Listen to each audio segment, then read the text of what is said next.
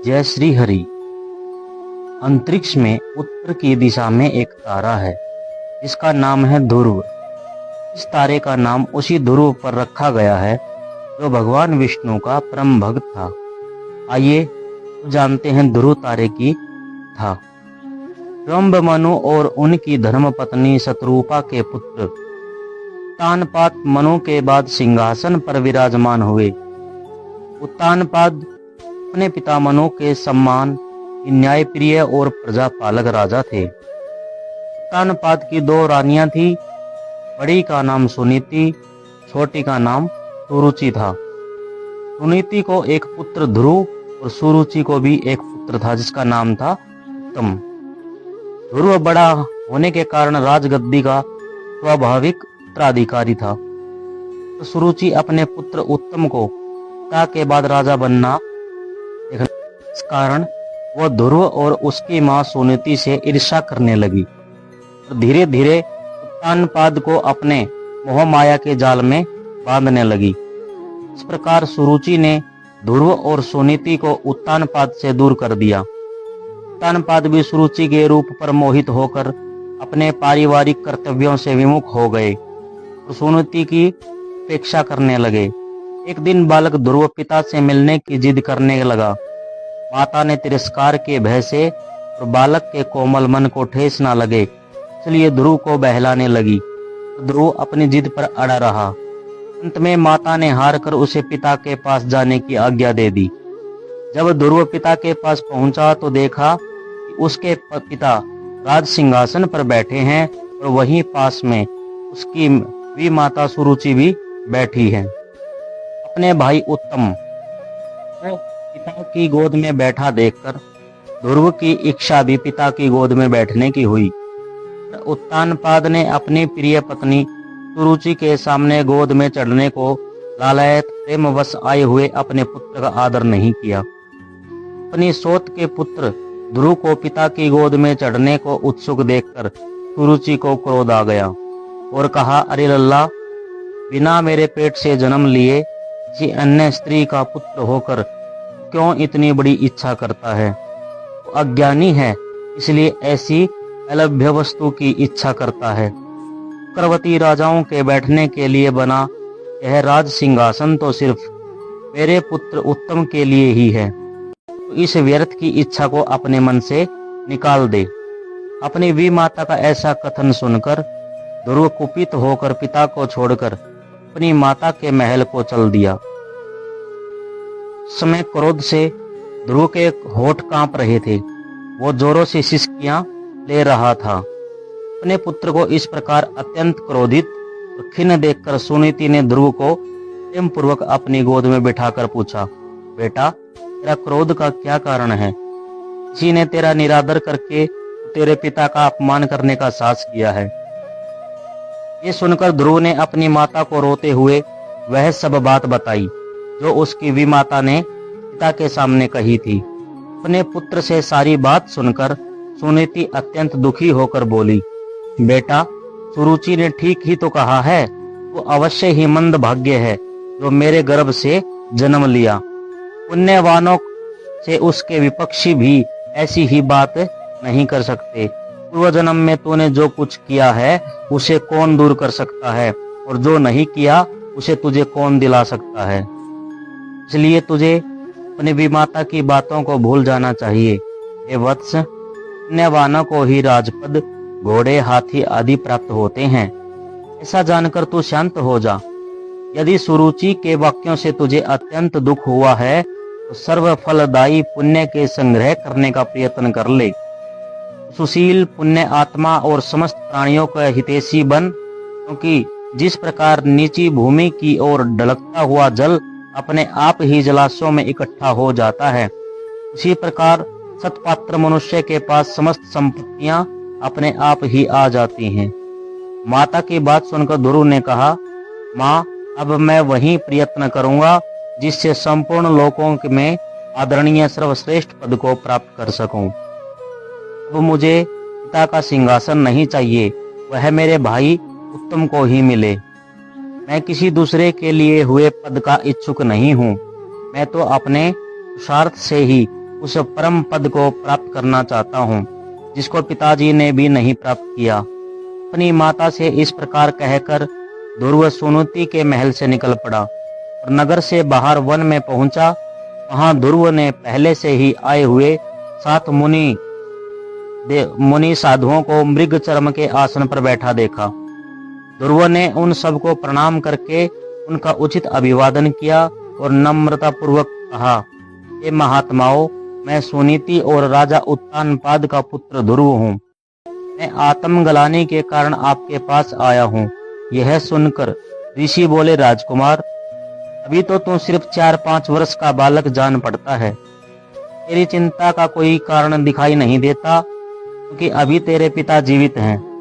फिर तेरी गलानी का क्या कारण है? तो ध्रुव ने ऋषियों को वह सब बात बताई जो सुरुचि ने उसे कहे थे।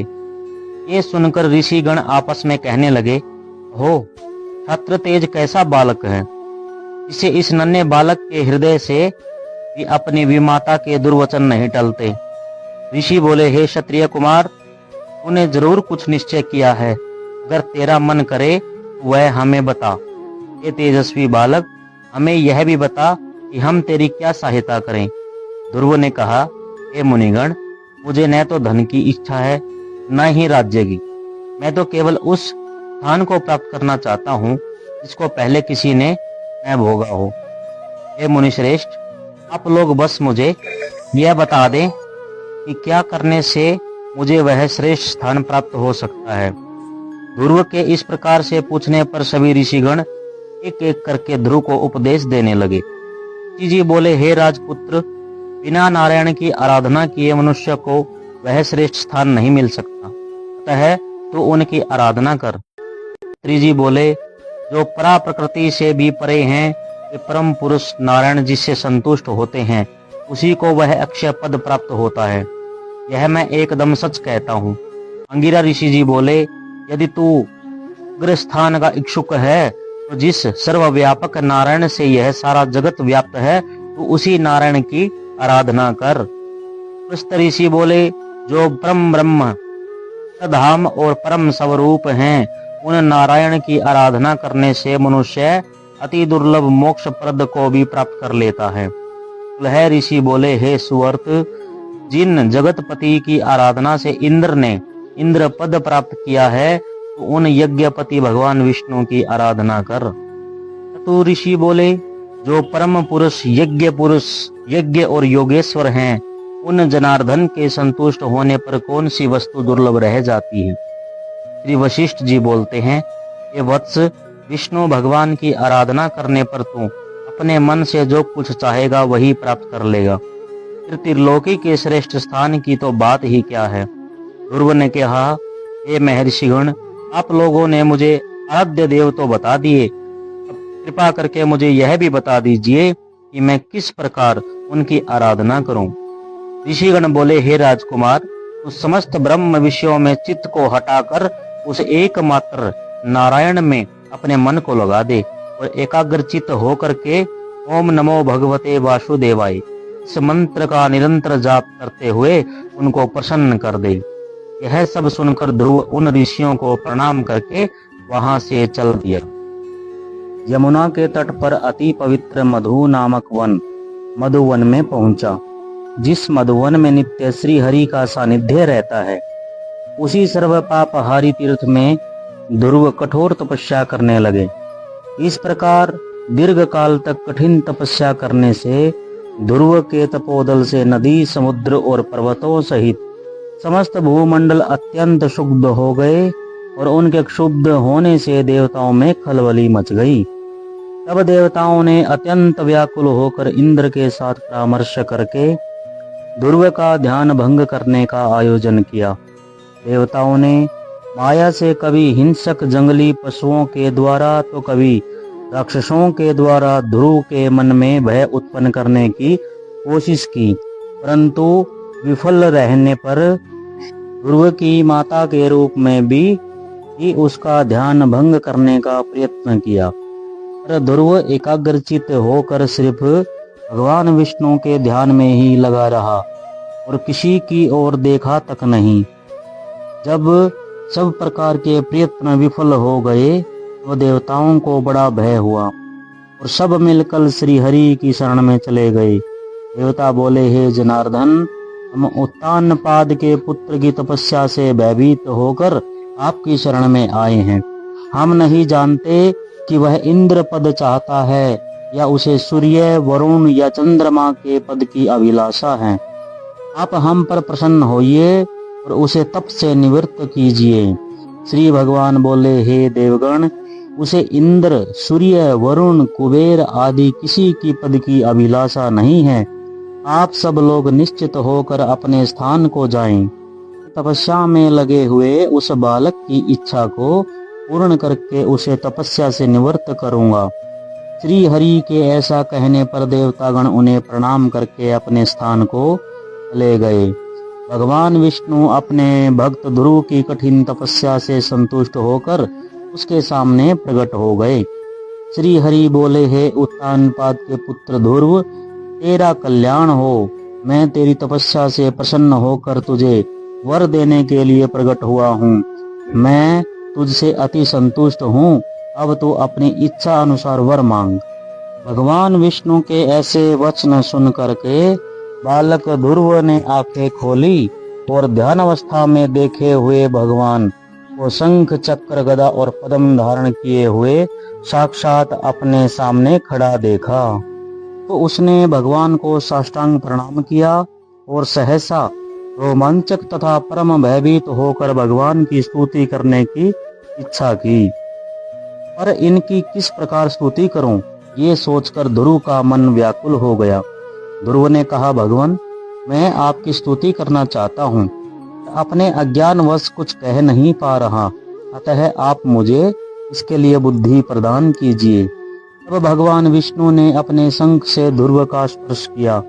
इसके बाद क्षण मात्र में ध्रुव भगवान की उत्तम प्रकार से स्तुति करने लगा। जब ध्रुव की स्तुति समाप्त हुई तब भगवान बोले, हे ध्रुव, तुमको मेरा साक्षात दर्शन हुआ है, इससे निश्चित ही तेरी तपस्या सफल हो गई। मेरा दर्शन तो कभी निष्फल नहीं होता, इसलिए तुझे जिस वर की इच्छा हो वह वर तुम मुझसे मांग सकते हो। बोला, हे भगवान, आपसे इस संसार में क्या छिपा हुआ है। मैं मेरी सौतेली माता के गर्वीले वचनों से आहत होकर आपकी तपस्या में प्रवृत्त हुआ हूँ। जिन्होंने कहा था कि मैं अपने पिता के राज सिंहासन के योग्य नहीं हूँ। अतः ये संसार को रचने वाले परमेश्वर, मैं आपकी कृपा से वह स्थान चाहता हूँ जो आज तक भी संसार में किसी को प्राप्त न हुआ हो।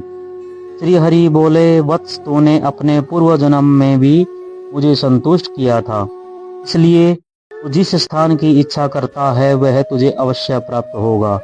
पूर्व जन्म में तू एक ब्राह्मण था और मुझ में निरंतर एकाग्रचित रहने वाला माता पिता का सेवक तथा सब धर्म का पालन करने वाला था।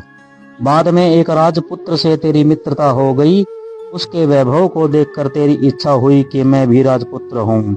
अतः हे ध्रुव, को अपनी मनवांछित इच्छा प्राप्त हुई। जिस स्वयंभुवनु के कुल में किसी को स्थान मिलना अति दुर्लभ है, उन्हीं के घर में तूने उत्तानपाद के यहाँ जन्म लिया। जिसने मुझे संतुष्ट किया, इसके लिए इस संसार में कुछ भी असंभव नहीं है। मेरी कृपा से तू निश्चय ही उस स्थान को प्राप्त करेगा जो त्रिलोकी में सबसे उत्कृष्ट है और समस्त ग्रहों और तारामंडल का आश्रय है। मेरे प्रिय भक्त ध्रुव, मैं तुम्हें वह निश्चय ध्रुव स्थान देता हूँ जो सूर्य, चंद्र आदि ग्रहों, सभी नक्षत्रों और सप्तऋषियों से भी ऊपर है। तेरी माता सुनीति भी वहाँ तेरे साथ निवास करेगी और जो लोग प्रातः काल और संध्या काल तेरा गुणगान करेंगे उन्हें महान पुण्य प्राप्त होगा। धन्य है ध्रुव की माता सुनीति, जिसने अपने हित वचनों से ध्रुव के साथ